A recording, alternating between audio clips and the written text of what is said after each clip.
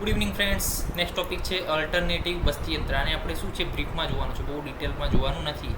તો ઇનીમા કેન છે કે જે શું છે મેઝરિંગ કેન છે, પાઇપ છે, હાલના સમયમાં નીરું બસ્તી આપવા માટે વપરાય છે. પાઇપનો છેડે યોગ્ય સાઇઝના કેથેરેટર સાથે જોડેલો હોય છે, જેને એનાલ કેનાલની અંદર દાખલ કરવામાં આવે છે. તો ઇનીમા કેન વપરાય છે. એના એડવાન્ટેજીસ શું છે? સરળતાથી મળી જાય, સરળતાથી બસ્તી આપી શકાય, કોઈ એક્સપર્ટાઇઝની જરૂર નથી, કોઈ બસ્તી સ્ત્રાવ, કોઈ કોમ્પ્લિકેશન, બીજું કંઈ એવો ભય રહેતો નથી.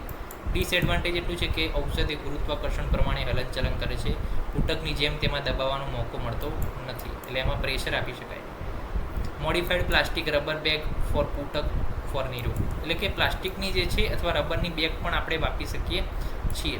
જે ચામડું વાપરતા હતા, ઓકે, જે મૂત્રાશય વાપરતા હતા પ્રાણીઓને, એના બદલે અહીંયા જે છે પ્લાસ્ટિકની બેગ અથવા તો એ પ્રકારનું જે છે રબર બેગ એ આપણે વાપરી શકીએ છીએ. પછી ઇનીમાં સિરિંજ પણ આપણે વાપરી શકીએ છીએ. પછી રબર કેથેટર પણ આપણે વાપરી શકીએ છીએ. બસ્તી નેત્રના બદલામાં રબર કેથેટર એકવાર વાપરી અને એની ફેંકી દેવાનું છે.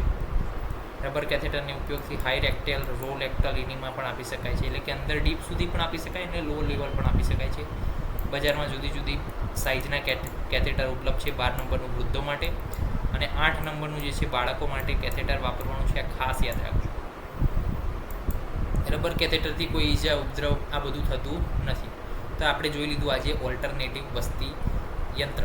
કયા કયા જેવા છે સાધનો? ઇનીમા કેન છે, પછી જે છે મોડિફાઈડ પ્લાસ્ટિક બેગ છે, રબર બેગ છે, ઇનીમા સિરિંજ છે, કેથેટર છે રબર.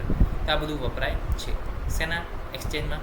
તો કે બસ્તી યંત્રના એક્સચેન્જમાં, હાલ ટેકનોલોજીના યુગમાં.